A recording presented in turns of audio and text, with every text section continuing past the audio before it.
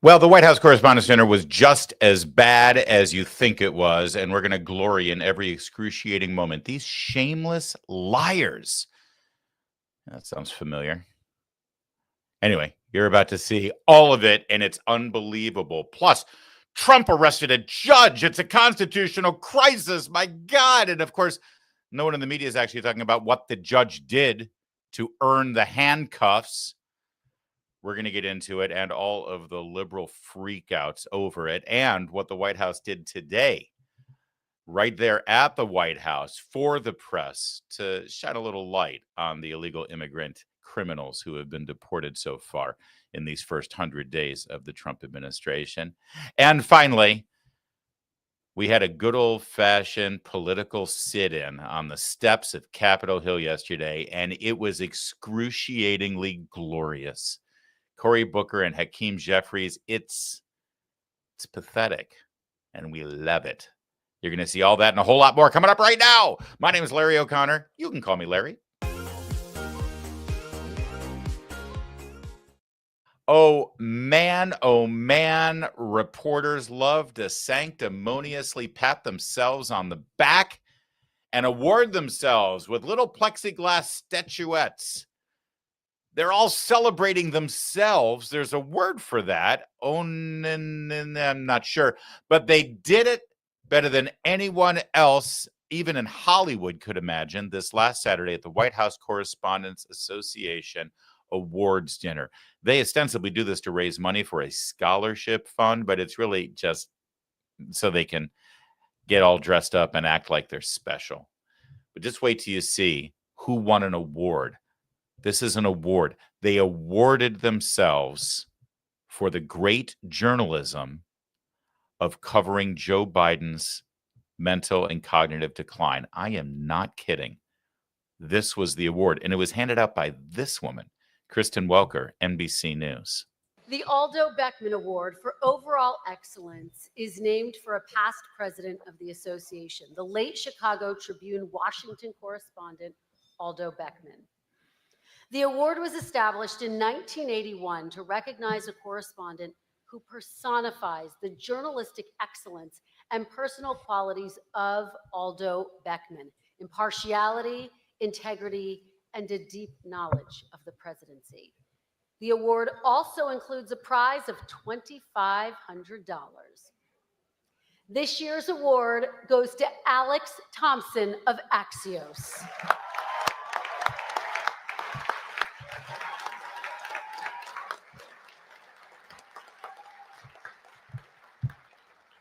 The judges said Thompson's aggressive reporting on President Biden, especially leading up to and after the Trump-Biden debate, revealed the president's cognitive decline was impacting his ability to do his job, information the White House tried to conceal. Ladies and gentlemen, the White House Correspondents Association is pleased to give the Aldo Beckman Award to Alex Thompson. These people are shameless liars, like without any shame at all. They are the worst, most odious individuals who will look you square in the face with crumbs all over their face and a little bit of white frosting right here and say, no, I didn't have your Oreo cookies. I didn't steal them. What are you talking about? Aldo Beckman is turning over in his grave.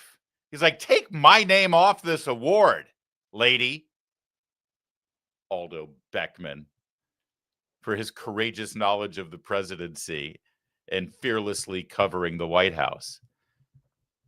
Alex Thompson wins the award for his reporting on the cognitive decline of Joe Biden leading up to the debate and then after the debate. Yeah, we're going to talk about Alex Thompson's award-winning reporting on Joe Biden leading up to the debate coming up in just a little bit. But first, you, young lady, yes, Kristen Welker, NBC News. Did I just hear from you about how all of this reporting about Joe Biden's cognitive decline is the kind of journalism that we should all be so proud of that we're going to give an award for it?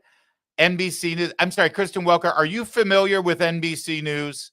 Have you ever been to NBCnews.com? Have you read the kind of crap that you guys are putting out? because this is what you presented to the world in your coverage of Joe Biden before the debate. Misleading GOP videos of Biden are going viral, and the fact checks have trouble keeping up. You remember the videos we showed you all through the month of June 2024 that the White House then referred to as cheap fakes? And NBC News jumped right on board and carried that narrative, helped the cover up by calling them misleading. Really, how are they misleading? Because they're showing the truth? Oh, and I love the poll quote here, the sub-headline.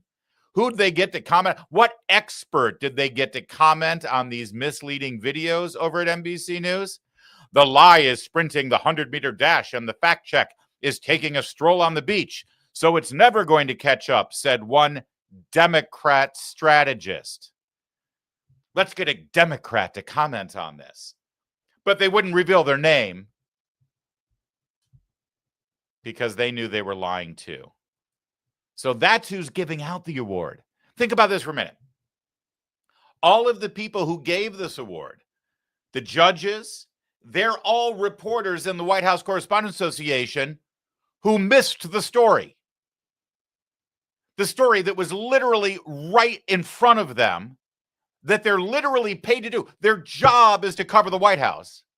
They missed it, and now they circle the wagons and decide they're going to give an award to the one guy who they claim covered it fearlessly. Okay, so let's hear from that guy, Alex Thompson, your award-winning journalist. Let's hear how he receives his award.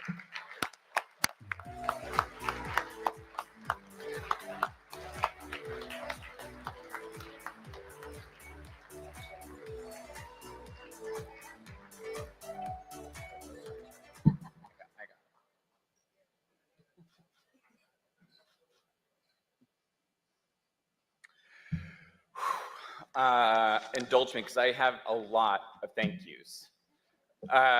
Thank you for. It took a lot of people helping me ignore this story for months and months and months. You know, throwing out propaganda, accusing conservative and right of center journalists and podcasters and commentators of falsifying, misleading videos and propaganda. Yeah, you can't do that alone. It takes a village to push out this kind of propaganda and still make it look like I'm a journalist. So I got a long list of people I want to thank. Let's just skip forward through the thank yous here and get to the crux of what he had to say. Thank you to Jonathan Swan, a fellow reigning champion of this award for Axios, for telling me I should go and work for Axios. Thank you to Bradley Singer and WME for being world-class in representing journalists. Thank you to mentors like Maureen Dowd, Peter Canellos, and Mike Tackett. I wouldn't be standing here without you. Thank you to Jake Tapper for being a fearless reporting partner. Jake Tapper. Thank you to Jake Tapper for being so fearless. Yeah, you know, Alex, you should probably look at some of the work we've done on Jake Tapper. Is that Jake? Oh, look at Jake is catching a video of it. That's so sweet. Yeah, because they have a book coming out. They want you to buy the book about everything they didn't cover when they were paid to cover it in the first place. All right, let's get to the crux of it. This area is ever. President Biden's decline and its cover-up by the people around him is a reminder that every White House, regardless of party, is capable of deception. But being truth tellers also means telling the truth about ourselves. Yeah, we'll get to that in a minute. Did you catch that, though? You know, what the Biden White House did here is a reminder to all of us that any White House will lie to you. I'm sorry, sir. Why did you need a reminder of that exactly? Isn't that kind of an admission that you only thought one kind of White House will lie to you? The Obama White House, they would never lie to us. The Biden White House, they would never lie to us. We're shocked to learn now that the Biden White House would lie to us. What kind of White House does lie to you, pal? Oh, well, the Bush White House, they'd lie. The Trump White House, they'd lie. The Reagan White House, you see what we're getting at here. This is a reminder. He's trying to be really sanctimonious and sort of really, oh, I'm going to speak truth to power here. And we need to take this as a reminder that any White House will lie to you. Why did you need a reminder? You're literally the White House Correspondents Association. And they still don't think they were lied to because they participated in the lie. See, you can't be lied to if you're lying on behalf of the liar. All right, so let's roll it back a little. Thank you to Jake Tapper for being a fearless reporting partner for a book on this very topic. It's my speech, so a nakedly shameless plug that Original Sin is available for pre-order right now. And hold on, if we're doing shameless plugs, then why don't you just, instead of buying their book, buy my book, which is Shameless Liars, that covers this story a lot better than Alex Thompson did. I promise you. There's a whole chapter on how they hid this story, and I've got all the evidence. All right. thank you most of all to my sources for trusting me.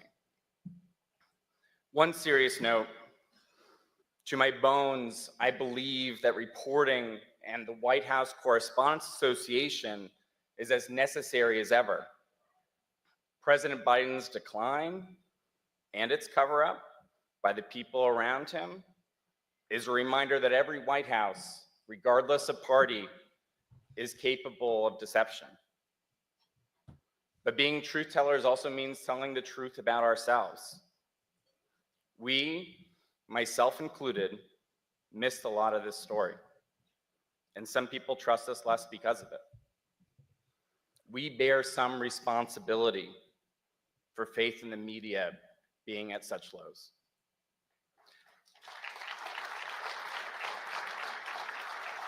"12 of them applaud that, where he's courageously up there, standing there and saying, you know, hey, listen, if people don't trust the media right now, we sort of maybe bear part of the responsibility since we missed this story. They're admitting that they missed the story. They're acknowledging they missed the story because they're giving this one guy an award for supposedly covering the story. We'll show you in a minute how he didn't cover the story. But they're giving, so they already are acknowledging that this is a story that no one else covered. Otherwise, why would he get the award, right? And then he points that out and says, listen, since we missed this, maybe that's why people don't trust us. And 12 people could bring themselves to applaud that notion. They haven't learned a damn thing. They hate this. They hate the fact that we can point out the truth to you. They absolutely hate it. I say this because acknowledging errors builds trust, and being defensive about them further erodes it. We should have done better. I believe our mission is vital in a world where people are struggling to figure out what's true, and people with power are not telling the truth. I also believe that this association has been, is, and will continue to be critical to that mission. Yeah, right. This organization, the White House Correspondents Association, has completely abandoned their responsibility, and they don't deserve to exist anymore, by the way. They keep out people like us. They keep out people like organizations that cover White Houses with a critical lens or with some sort of different perspective. They're not the White House Correspondents Association. They're the White House Liberal Correspondents Association. That's the bottom line. They're liars. They're just liars. And by suggesting Alex Thompson of Axios and all of these other people like ABC and NBC and CBS and CNN and CNBC and the Washington Post and the New York Times and Vox and Axios and Politico and all of them, they're saying powerful people in this town lie. Listen to all the names I just read out to you. All those corporations with seemingly unlimited budgets and absolutely no shame. They're all lying. We've caught them in all the lies. They've got power. And for him not to acknowledge, by the way, we also have a lot of power, and we've abused that power by lying ourselves. Couldn't bring himself to say that. Fox News characterized this speech saying we missed it because he just said, listen, we missed it. I included, we missed it. Liberal media left roasting themselves, and Axios reporter Alex Thompson admits he's part of the Biden decline cover-up they couldn't spin. That's exactly what he just said. But see, Alex Thompson, in this moment where he's supposedly self-flagellating and sort of, calling out his own colleagues, hey, we're part of the problem here, guys, right? And he's getting kudos for saying that. He actually responded to the Fox News tweet by saying stupid and bad faith tweet. Where's the lie? Fact check it, Alex. They're just taking your words. By the way, little walk down memory lane, Alex Thompson's coverage of Joe Biden, the award-winning coverage of Joe Biden pre-debate.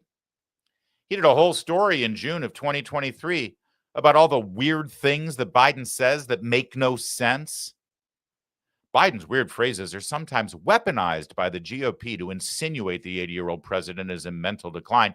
But Biden's been using these unique phrases for years, even as some of his aides remain confused by their meaning. His own aides have no idea what the hell he's saying. And Alex Thompson there running interference for Joe Biden. That's award-winning journalism you got right there. In fact, as you heard, he won the award for reporting on Biden's decline and the White House's efforts to cover it up for his pre-debate coverage. Now, you see, the debate in June of 2023, everybody could see it. You didn't have to be a journalism major to see Joe Biden at the debate and say, hey, he's lost it. And the White House has been covering it up. So anything that happened after the debate, his reporting, that doesn't count. If you're going to win an award, and he won an award for covering Joe Biden's decline, we got to judge him on what he wrote before the debate. So I did a deep dive over the weekend on Alex Thompson's great work at Axios, what he wrote about before the debate. Let's take a look. In the fall of 2023, he reported that Biden started wearing special sneakers to prevent tripping, not a fashion choice.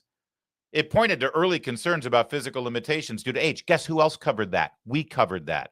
How did we know about it? Well, because we have these things right here. These things that let you see stuff. And we could see that he was wearing these, these shoes that look like kayaks to keep him from falling over in the South Lawn. Anyone with eyes could see that. But this is one of the reports that Alex Thompson just won an award for. What else? Early 2024, Thompson noticed Biden's public schedule was tightly controlled. No events before 10 a.m. or after 4 p.m. to accommodate his energy levels and cognitive capacity. Why did it take you till early 2024 to notice this? We were joking about how they would call a lid at 2 p.m. during the 2020 campaign. We noticed it on a daily basis that he had nothing in his schedule. But that, with the White House Correspondents Association, that's award-winning journalism right there.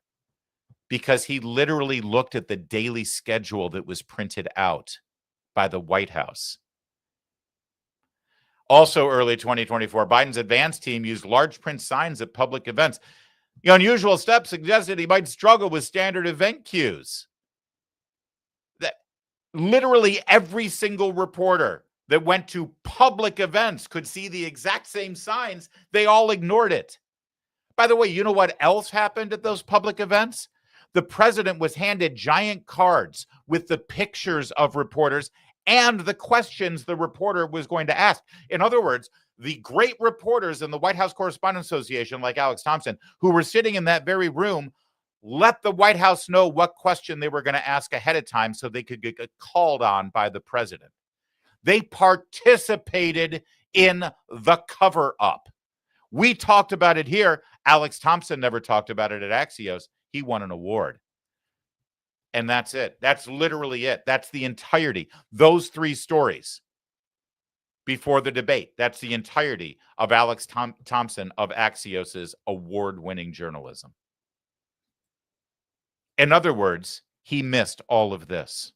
Beer brewed here, it is used to make the brew beer.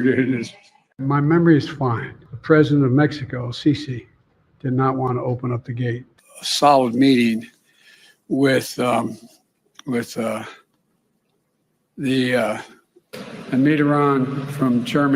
from France looked at me and said, said I'm going to be a president for everybody, whether you live in a red state or a green state.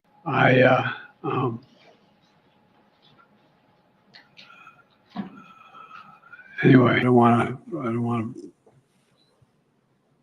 Making Roe v. Word. The best way to get something done, if it holds near and dear to you that you like to be able to, anyway, of Putin's kleptocracy, yeah. $159 billion left. America is a nation that can be defined in a single word. I was going to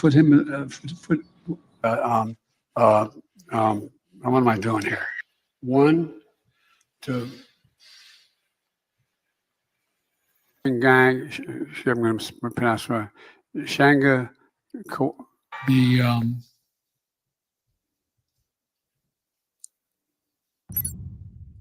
Great montage from our pal, Western Lensman. I just need you to know that Alex Thompson, award-winning journalist at Axios, won an award for covering the decline of Joe Biden, and never once did he report on anything that you just saw from the Biden presidency. Not once. And the people who gave him the award, the other reporters in the White House Correspondents Association, they didn't report on it either. We did. And we were told that the videos that we just showed you were misleading. We were told that they were manipulated. We were told they were cheap fakes. Cheap fakes. They're not real. The White House Correspondents Association, the reporters that are a part of that august group, you know, the Fourth Estate, the people who need to protect us from the powerful lying to us, they also said that they were cheap fakes. They wrote articles about how they were manipulated videos because the White House told them they were manipulated videos. That's reporting. That's why they had a dinner to celebrate themselves. You can't hate these people enough. Eugene Daniels, he's the president of the White House Correspondents Association, and he looks snazzy. He had a lot to say. Here's the thing. That whole episode with Alex Thompson that we just showed you, the award-winning journalist, that wasn't actually the most odious, sanctimonious, self-congratulatory, tone-deaf thing that we heard all night. There was more, and it got worse. We journalists are a lot of things. We are competitive and pushy. We are impatient, and sometimes we think we know everything. But we're also human. We miss our families and significant life moments in service to this job. We care deeply about accuracy and take seriously the heavy responsibility of being stewards of the public's trust. What we are not is the opposition. What we are not is the enemy of the people, and what we are not is the enemy of the state.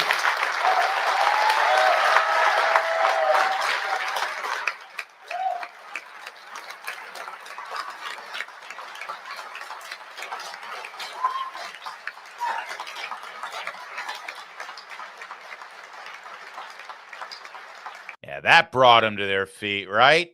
That they can applaud. Boy, they love themselves quite a bit, don't they?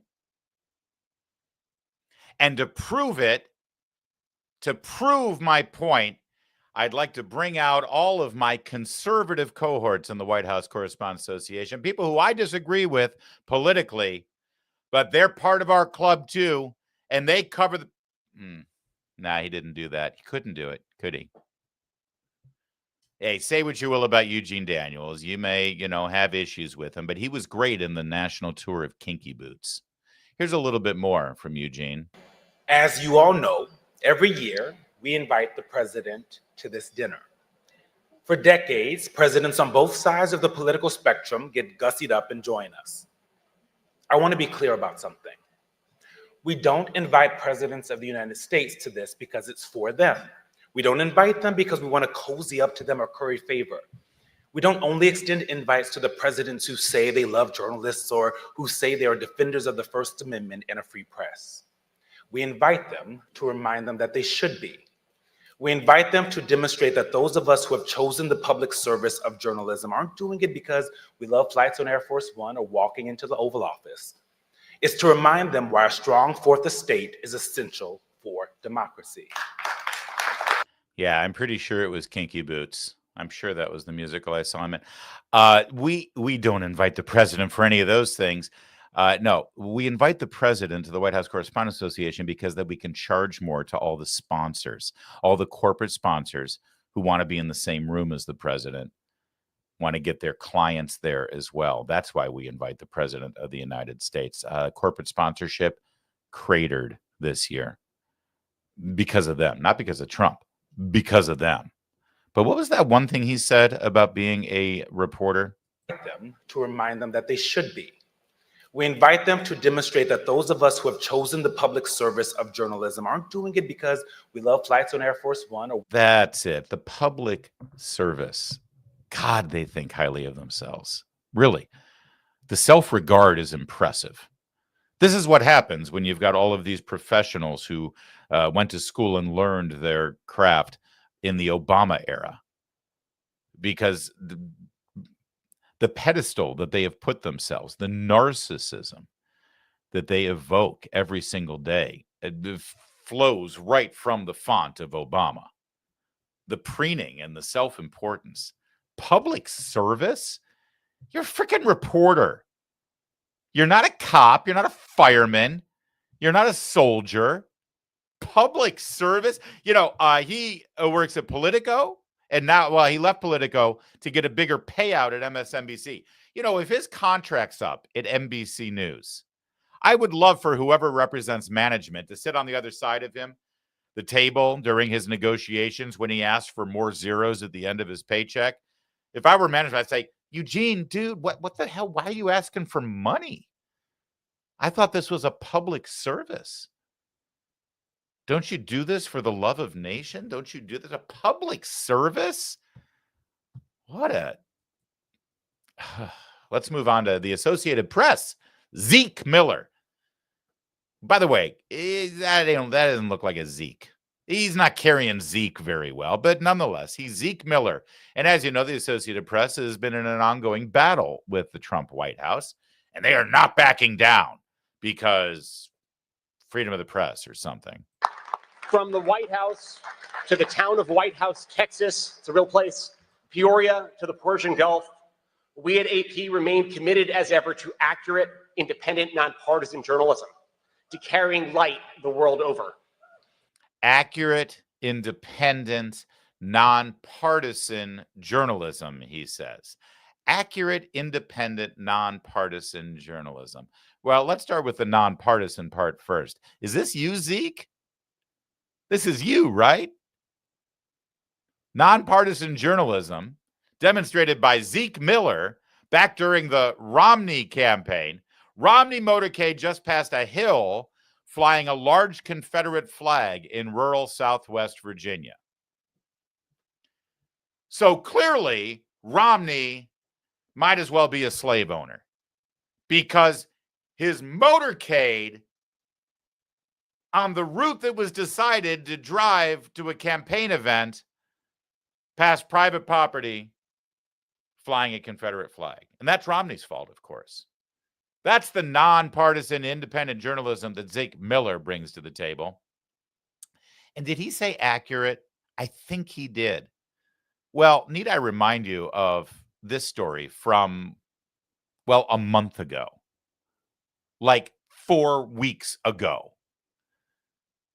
Associated Press had to retract a fake story about Tulsi Gabbard, Director of National Intelligence. This is while the Associated Press is in this battle, this legal fight with the Trump White House about their exit. You would think they'd be on their best behavior. You would think they would not print something unless every I was dotted and every T was crossed. But this is the independent, nonpartisan, accurate journalism of the Associated Press just 4 weeks ago. And that, my friends, is what you missed this weekend at the White House Correspondents Association. And so did I. I missed every bit of it, and it was glorious. All right. Let's go. I saw some super chats go by, and I want to get to the super chats because they look awesome. Bruce Langworthy from Carnivore, Maine. Is that really a place, or are you just saying you're a carnivore? $100 super chat. Holy Moses. Please share this with Kevin and get yourself both watches. Oh, it's allergy season here. An alarm clock so you can be on time. You know, Bruce, that hurt my feelings. Really upset about that. And I mean, the $100 super chat cushions the blow, but still, we were a little late. What were we, Kevin? 5 minutes late today with the start of the show. What's this we thing? Oh, are you're gonna throw me under the bus? Just because you didn't properly set my show up so that I could have all the resources and assets that I needed to tell the story of our segments today. It took me a little. I'm sure this is the fist fight that Bruce was trying to instigate. We were a little late, Bruce, and I apologize. But by giving us a $100 super chat because we were late, only encourages us to be that much later next time. I'll be honest. Hold on. So we get a $100 super chat if we're 5 minutes late. Let's go. Let's go for 10 minutes next time. No, Bruce, that's very lovely and very generous of you, and we really appreciate it. Thank you. And Dennis Harmon with a $20 super chat. Most excellent work, Larry and Kevin. Thank you. Kevin does do great work, and I am merely along for the ride here. Thank you, Dennis. That's very cool of you. And a $2 super chat from Deplorable Diva Haynes, Glazing Jake Crapper. There it is. All right, let's move on to segment 2. Thank you for that. Oh, good old Zeke Miller. Yesterday, Congress came back into town, and two dudes who work on Capitol Hill decided to waste some time by sitting on the steps of the Capitol building and just hanging out. Oh, wait, that's Cory Booker and Hakeem Jeffries. What the hell is going on here? So they decided to do a sit-in. They called news crews and let them know that they were going to do a sit-in on the steps of the Capitol. Let me just explain something to you. Congress has been out of session. They've been on a 2-week recess.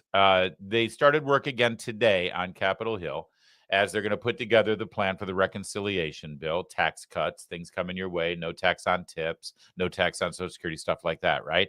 All of Trump's promises put forth in the reconciliation bill. So these guys get into town, probably flew in maybe Friday, Saturday. They both came from New York, New Jersey, respectively. Maybe they took the Acela down.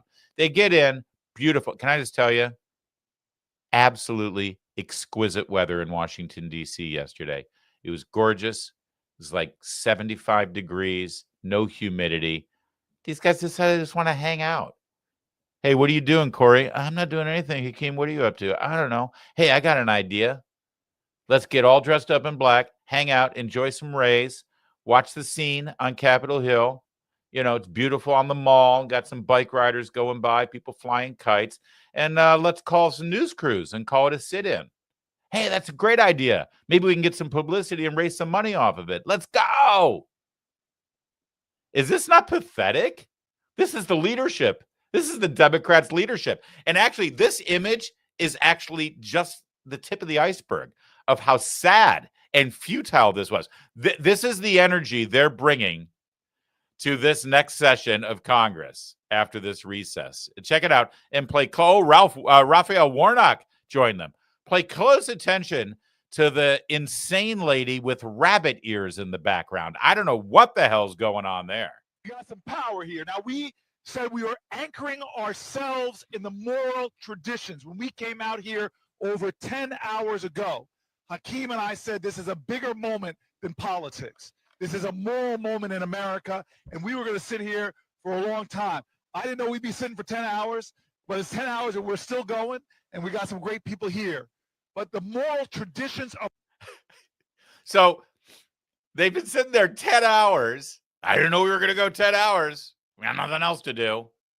Couldn't get tickets to the Nats game. Great comeback against the Mets, by the way, down 7-1, and they won it. They're sitting there. Hakeem put a hat on at some point because I guess the Rays were hurting the dome. They got bunny ears lady. A couple other people showed up. This lady back here with the hat. Watch her expression. I feel like she's trolling him. As she sort of like watches, she goes, and she starts to chuckle and shrug. It's like, I can't believe this is still. Look at her. Right back here.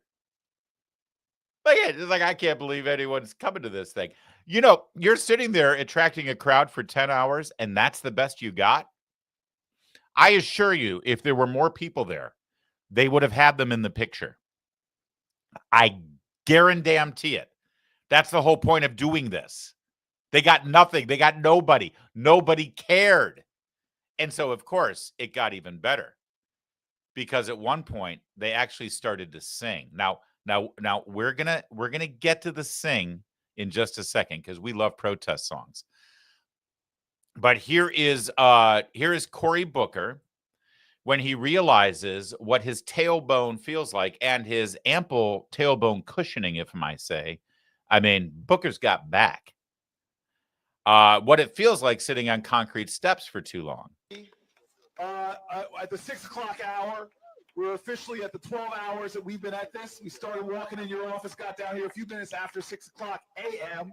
It is now 6 o'clock p.m.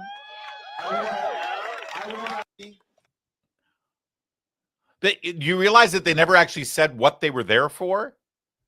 I mean, you've got a sign, save the civil service. Well, that's a rallying cry. That's going to get the people on your side. See, who said Democrats don't have a populist message? Save the civil service. Wait a second. I thought reporters were civil servants. Save the civil service. At least it's got some alliteration. All right, but it really got good when they started singing. Who wants to hear the protest song? They got some dude with a scarf. It was close to 80 degrees yesterday. He's wearing a scarf that can only be described as a trans flag that's been sewn into some kind of mantle or something. But the songs began, and you don't get any better than this. You know the song from the beginning. I will build this world from love. Yada da da da yada da da. Ooh, there is a Palestine sign back there, and this guy's Jewish and wearing a yarmulke. But there is a Palestine sign back there, so there's that. I just need to explain to you what's going on here. The whole purpose of this is basically Democrats hanging out because they got into town a day early and they got nothing better to do. They said, well, if we got nothing better to do, let's have a sit-in. It'll get publicity. That's all this is. That's all this is. Work began today, Monday. They got in over the weekend, and they say, hey, if you're in town, just swing on over. Get some Ben's Chili Bowl afterwards. It's pathetic. But the singing. I'm sorry, I interrupted the singing. Everybody, sing along. You must build this world from love. Yada lie, lie, lie, yada lie, lie. And if we build this world from love, yada lie, lie, lie, yada lie, lie. Then God will build this world from love. Yada lie, lie, lie, yada lie, lie. Let's build the country we deserve now. Is that Ted Lieu in the green suit behind him? Kevin, do you think that's Ted Lieu? I don't think so, actually. No, it looks like him, isn't it? Is it a congressman, though? That is a member. I can't remember his name off the top of my head. Can you just watch the look on his face? I'm gonna silence it here, but I'll do his inner monologue. What in the hell am I doing here? I got good grades. I could have gone into engineering. Mom wanted me to go into politics. Is it too late to switch parties? These people. Good God, these people. Meanwhile, bunny ears is still back there. Why have we gotten the backstory on the woman with the bunny ears? Is she like used to work for Hef back in the day? And then Free Palestine is that's the best part of it. This is what they're reduced to. This is who they are. This is how they're celebrating the end of the first 100 days of the Trump presidency. Does it get any better than that? It's just sad. And I got to think, I mean, Cory Booker was all over it because Cory Booker is just a narcissist and he just left. Hakeem Jeffries, you notice how he started like covering himself up? He had the hat for a while. Then he put on the sunglasses. He says, please, nobody recognize me. Please, nobody recognize me. And this is the best they could do. This was the sit-in. They're Democrats. I mean, if it weren't for all of our winning, we'd spend most of our time enjoying all of their losing. All righty. Anything else on the interlude that I need to say? No, sir. Let's get right to it then. Well, Axios had a huge breaking story on Friday. It's very disturbing, and it clearly talks about a constitutional crisis that we need to get serious about here, setting all politics aside. Take a look. It's huge, obviously, as you can see. Axios breaking FBI arrests judge in Wisconsin. Picture of Kash Patel, because clearly this story is all about Kash Patel. And of course, this comes on the heels of multiple stories about how judges are blocking executive orders and executive actions and things that are well within the constitutional authority of the president. President's been very outspoken about those things. And you've heard Rachel Maddow and Jake Tapper furrowing his brow, both of them, about how this is a constitutional crisis and the Trump is going to defy these judges and it's awful. And so, of course, now that Trump is arresting one of the judges, this is awful. It's FBI arrests a judge in Wisconsin. What is it? Of course, it's not a federal judge. And you have to click on the story and read about 3 paragraphs in until you realize that the FBI arrested this judge for, well, literally breaking the law, like aiding and abetting and giving safe harbor to a federal criminal. And preventing him from being arrested, preventing federal agents from arresting him. But boy, that headline, it sure tells a different story. In fact, why isn't there a picture of the judge instead of the director of the FBI? It's almost like Axios is trying to manipulate their readers and their viewers into thinking this story is something very different than it actually is. Thankfully, you are smart enough to follow the facts. Attorney General Pam Bondi appeared after the arrest and laid out exactly what this judge in Wisconsin did to earn those handcuffs. Set the stage for you and Sandra. This was truly horrific. This guy was in court being prosecuted by a state prosecutor for domestic violence battery. He had beat up 2 people, a guy and a girl, hit the guy 30 times, knocked him to the ground, choked him, beat up a woman so badly they both had to go to the hospital. And John, you know, it's so rare for victims to want to cooperate. They wanted to cooperate. They were sitting in the courtroom with the state prosecutor. The judge learns that ICE was outside to get the guy because he had been deported in 2013, came back in our country, commits these crimes, charged with committing these crimes, victims in court. Judge finds out. She goes out in the hallway, screams at the immigration officers. She's furious, visibly shaken, upset, sends them off to talk to the chief judge. She comes back in the courtroom. You're not going to believe this. Takes the defendant and the defense attorney back in her chambers, takes them out of private exit and tells them to leave, while a state prosecutor and victims of domestic violence are sitting in the courtroom. What is it with these dirtbag leftists that decide they want to die on the hill of a multi-deported illegal immigrant criminal accused of domestic battery? It's like, where's Chris Van Hollen when we need him? What is that? Do you see the pattern of behavior here? And this judge decides to give safe harbor to the criminal. Now, somehow that didn't make it into the Axios headline. But if you're just, following the news in a cursory way, because you have a normal life, and you see that headline go by, this headline go by, you think to yourself, good God, what the hell is happening here? The FBI and Kash Patel and Donald Trump are arresting judges now because they've ruled against them. That's the implication. And of course, that's exactly what we saw from so many Democrats. Amy Klobuchar, this is not normal. This is the kind of crisis we can't have an administration arresting judges. No, actually, you want the Justice Department arresting judges who break the law. Oh, and about that judge, who could have seen this coming? I'm shocked. I'm shocked to learn that this is the kind of person who would behave that way. That's, by the way, an abomination. Abe would never. Abe would absolutely never. Hey, Judge, the founder of my political party is not your prom dress. Stop politicizing Abe Lincoln. Despicable.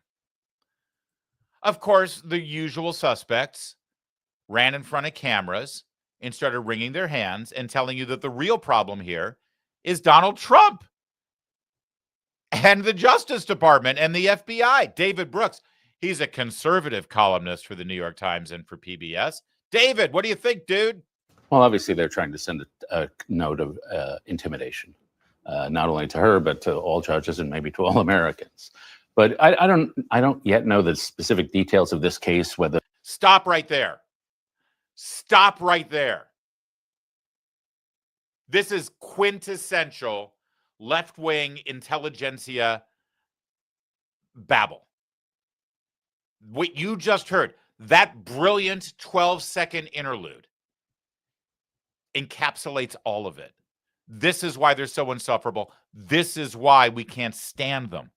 And this is why they have lost all credibility with the American people. That 12 seconds. Let's enjoy it again. Well, obviously, they're trying to send... Obviously. No, we're going to watch it together. Keep me on. First word is obvious. So it's obvious what they're doing. Obviously, I know what they're doing. It is obviously. So in other words, just the average person watching this can easily reach this conclusion because it is obvious. It's as obvious as the nose on my face, which is pretty significant. Okay, so the first word is obviously. Okay, what's obvious, David? Obviously, they're trying to send a note of intimidation. This is about intimidation. They is the FBI. They is the Justice Department. They is the Trump White House. Okay, so they're obviously sending intimidation to... not only to her, but to all judges and maybe to all Americans. To her, to all judges, and to all Americans. Wow, that is a serious charge.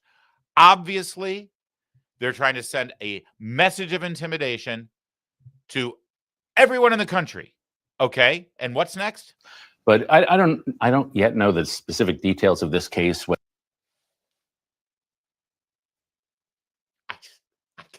Why do they make my job so easy? It's like they go out of their way. It's like, you know what? There's a couple of different ways I can phrase this, but I think I'll say it this way so that Larry has an easy Monday. It's obvious that this is an intimidation signal to this woman, to judges, and to all Americans. By the way, I don't know the specific details of this case, but it's obvious what they're doing. Okay. We're only 12 seconds in. All right, David, I'll let you finish. Whether she escorted the guy out the jury door or whether she's let him, so that's all murky. I don't want to comment on this specific case, but especially on the issue of immigration. There are a lot of people who are appalled by what the administration is doing, and there will be times for civil disobedience. And to me, let's say she did escort this guy out the door. If federal enforcement agencies come to your courtroom and you help a guy escape, that is two things. Yeah. One, it strikes me as maybe something illegal, but it also strikes me as something heroic. And in times of trouble, then people are sometimes called to do civil disobedience. And in my view, when people do civil disobedience, they have to pay the price. That's part of the heroism of it, frankly. Mm. And so you can both think that she shouldn't have legally done this, and that morally protecting somebody against, or maybe not even in this case, but in other cases, frankly, a predatory enforcement agency. I mean, so it's obviously illegal, even though he didn't use the words obviously illegal, but it's heroic because this is civil disobedience and it's okay for a look. I thought no one was above the law. I thought that was sort of like, I can't believe I'm saying this, but let's turn to CNN to be the voice of reason on this one. Yes, you heard me right.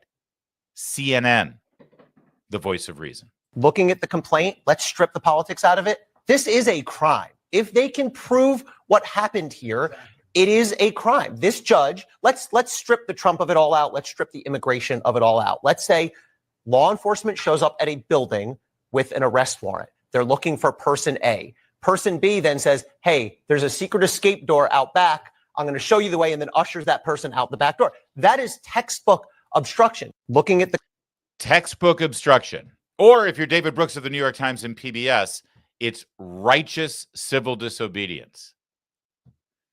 But try not getting the shot. Try not getting the COVID shot in an act of civil disobedience and see what David Brooks says about you. All right, let's flip over to MSNBC. Michael Steele, he's a former Republican chairman. He's a former Republican chairman. I love the legal piece, and that's an important part of all of this in so many ways.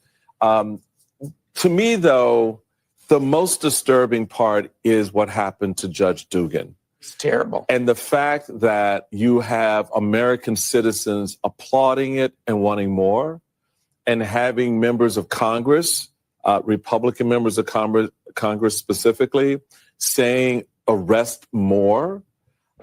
So how do we then gird ourselves against further erosion in that lane where there's another judge, this time a federal judge, who rules in a way and Trump doesn't like it? What recourse do we have to protect them?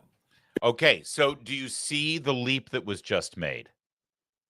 Do you see the leap that was just made? It took CNN's legal analyst to be the voice of reason and say, this is a crime. And let me just reset the facts here. This guy was in the country illegally, had been deported, came back to the country illegally, and was now under arrest for domestic battery. He tried to strangle a woman and beat up a dude. He was in court. The victims were there testifying against him, and this judge helped him escape.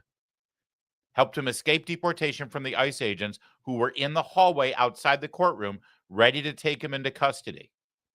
And Michael Steele, former Republican chairman, just took that and said, oh, this is horrible what happened to the judge who committed the crime,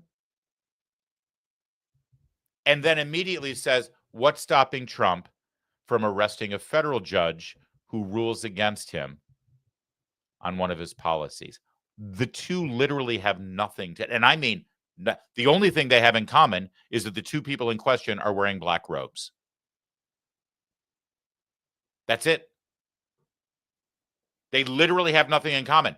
But this is the kind of garbage they feed to their audience. You wonder why we're so separated in this country, why we're so divided, why the two sides can't meet? Because of this garbage that NBC News, supported by Comcast Universal, pays for, promotes, celebrates. I'll let Steele finish here. Because you're on the front line on the paper, right? The Constitution, the principles, the ideas, the norms that we all, try to live by. But when you arrest a judge, how do we as citizens respond to that? It's so funny because the whole statement, when you arrest a judge, you can't arrest, like the idea that a judge getting arrested is what's the problem. The facts don't matter. What the judge is accused of doing doesn't matter. Just the whole bottom line here is the norms that have been broken because you arrested a judge. Michael Steele should really follow the news a little bit more, because last I checked, he and his pals, they were celebrating arresting a former president. They were celebrating a midnight raid on the former president's home by the FBI. Celebrating it. They were cheering the mugshot of a former president. Book him! Because no one is above the law, except, of course, if you're a district judge in Wisconsin.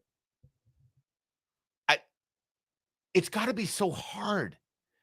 It's so hard to be them. It's like, I know sometimes, listen, I'm an opinion journalist. I let you know what my opinion is. Sometimes my opinions may change a little bit. And it's weird for me because I know what I believe. I know what I have believed. I know what I believe today. For the most part, it's consistent. But sometimes I nuance, I change. It's like, I sort of looked at it this way, but I'm now starting to look at it that way. And I'll say it to you. I'll say, listen, this is how I was before. This is how But these guys, No one's above the law. Arrest Trump. Throw him in jail.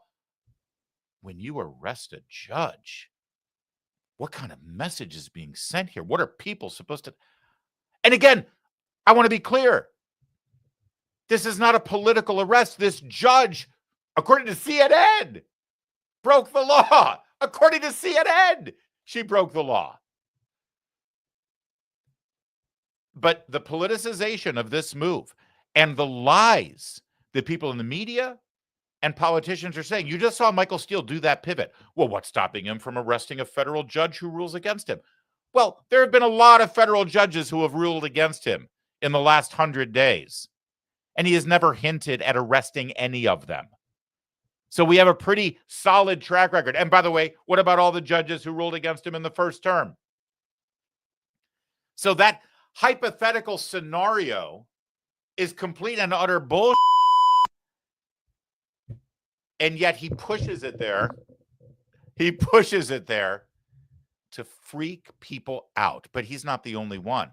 Chuck Schumer, the hell of a forehead job, by the way, suggested the exact same thing about this case. Again, this is the case of a Wisconsin judge who broke the law, it sure looks like, by aiding and abetting a criminal alien and helping them escape. But how does Chuck take it? They're trying to intimidate judges. This is not the first time or the second. They've said they want to impeach judges. They said they're going to go after judges who don't agree with them. That is so against the Constitution. What Trump, Biondi, and the whole Justice Department are trying to do is push that judge, threaten that judge, so the judge is no longer impartial. It is outrageous. You cannot have a democracy without an independent judiciary, and they're trying to clip the wings of that independence. Wow. So they're trying to intimidate this judge. It's all about judicial intimidation. By the way, this judge is not a federal judge. So I'm not quite sure what is in it for the Trump administration to intimidate a local judge. No, what they're doing is arresting a judge who broke the law and impeded ICE officers. Let me just say, boys and girls, if you're not a judge, I don't care what job you have, if you know that there are ICE law enforcement agents there looking to arrest somebody and you're in their proximity and you help that person escape, you are going to jail. You are going to jail. It is not an act of civil disobedience, I assure you. So Chuck Schumer is really worried that we cannot have a democracy if judges are feeling intimidated by elected officials. Right, Chuck? That's what Chuck said this weekend. Also, Chuck Schumer, 5 years ago. And they're taking away fundamental rights. I want to tell you, Gorsuch, I want to tell you, Kavanaugh, you have released the whirlwind, and you will pay the price. Thank you again to our buddy Western Lensman for a great find and a great montage. Subscribe to him on X. He's great. The good news here is that as we woke up this morning, the White House is in no way bullied or intimidated. They are in no way backing down.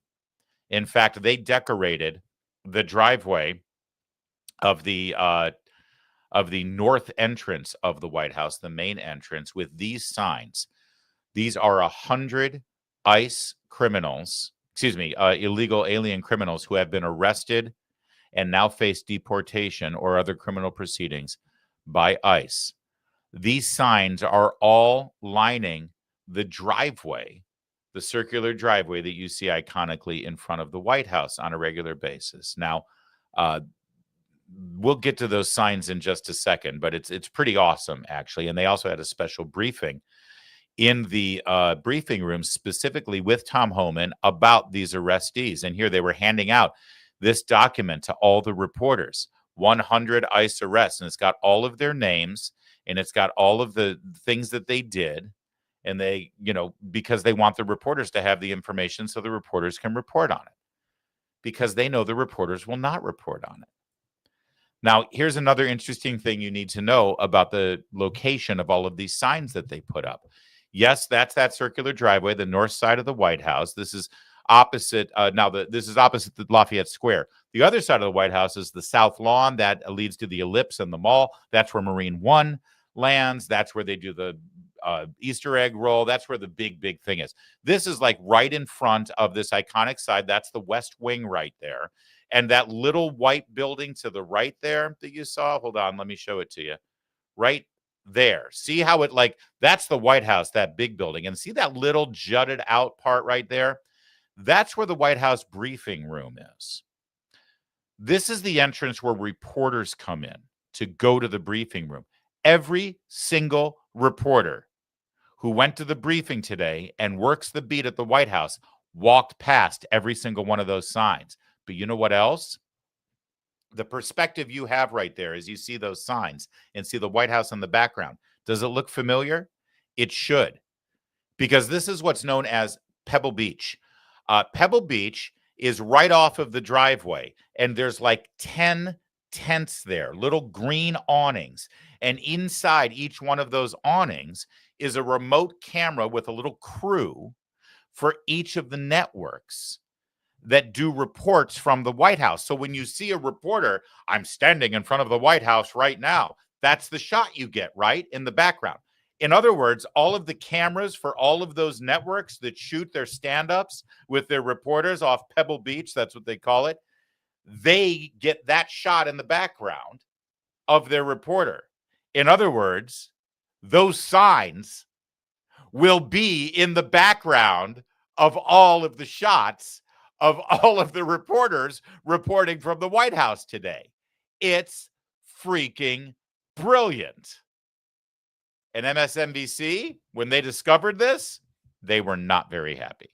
White House has put up about 100 posters of what they say are unauthorized immigrants who have been arrested for violent crimes. You can see them there. They put them up on the driveway of the White House. If you look here, that's the West Wing just at the forefront, the executive mansion itself to the left.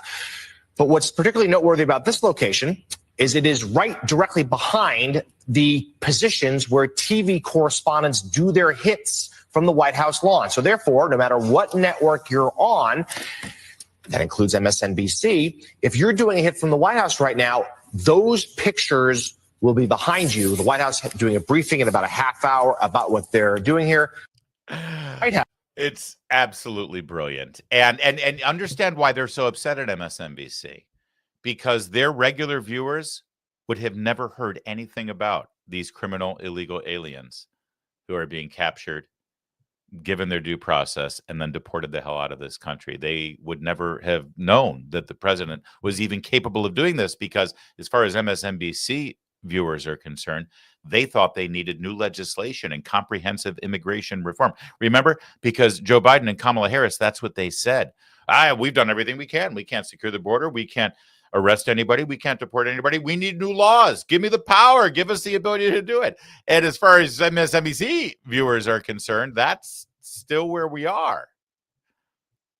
But now they've got those sides in the background. MSNBC can't avoid it, although maybe they won't even do any stand-ups with their reporters now in front of the White House today, as long as those signs are there. It's beautiful. It's great to see a presidency where they actually think creatively outside of the box and push the issue so that they get their word out. And it's working. Just take a listen to Rachel Maddow lying to her audience about what the polls say with regard to the American people's support or lack thereof of the president's agenda. And our buddy Maze Moore over on X, subscribe to his account too. He's great. He juxtaposed Rachel Maddow's reporting with the latest actual numbers about whether the American people support this or not. There's a new Washington Post ABC Ipsos poll that's out today. Their headline, Trump's immigration ratings turn negative. He's always been able to count on people being with him on the nasty things he says about immigrants. Not anymore. People are not with him on immigration anymore. The thing he can always count on having a positive approval rating on, not anymore. So it's all bad for Trump in terms of the public just soundly rejecting everything he's doing, even the stuff that he says just for political effect. It's having the opposite political effect that he intends. I don't know that we have ever seen another first 100 days from any president this roundly rejected and hated by the American people. Yeah, that's the CBS News poll that you see in the background there that shows a 12-point approval on Trump's policies with regard to border security and immigration. Honestly, I don't know what business MSNBC is in. I know they call themselves a news station, but that right there from Rachel Maddow, that's not news. And her viewers, they are not informed. But they do enjoy a good show, and she does put on a hell of a show. All right, let's roll. Oh, Angela with a $5 super chat. Missed all last week. Well, we missed you, Angela. Another trip to the hospital. Oh, dear. Okay. We'll keep you in our prayers. Thank you, Larry, for always giving us the highlights or lowlights with Democrats. We love Larry. Well, Larry loves you right back. Thank you, Angela. Very cool. And another $5 super chat. Someone please tell Upchuck and Democrats we are not a democracy. We are a constitutional republic. Thank God for our forefathers. Amen to that. You are correct. I missed that when he said it was a democracy. Thank you for that. Thank you for the super chats. Oh, and Ball State alum, Jeff. I can't believe I shook this guy's Michael Steele's friggin' hand at CPAC. Oh, tell me about it. Michael Steele, when he was the chairman of the Republican Party, he's from Maryland. He used to co-host my morning show with me. When my co-host back in like 2013, 2014, when my co-host was on vacation, Michael Steele would come in and co-host. He was a normal guy. I've had dinner with the guy. I've spent time with him, but Trump broke his brain. Or Trump just revealed, the Trump era has revealed who he truly was. It's very sad. It's very upsetting, actually. But what are you going to do? All right. That's it. We've hit the 100-day mark, by the way, on the Trump presidency starting tomorrow. So, Kevin, do we need to reveal any of our special programming plans, or are we going to let it be a surprise? We can let it be a surprise if we want. Let's make it a surprise. All right, so we got a surprise, but we got a surprise rollout celebrating the 100th day of the Trump presidency. So you can stay tuned. Make sure you subscribe. Make sure you hit that bell so you can get notifications and alerts, because we got some very special programming going forward, celebrating over the course of the week. The 100 days of the Trump presidency. It's going to be pretty cool. We're very excited about it over here. So make sure you subscribe, like our videos, and like all the things you're going to see this week, because it's pretty out of the box. Thank you so much for watching. We'll be back next time. My name is Larry O'Connor. You can call me Larry.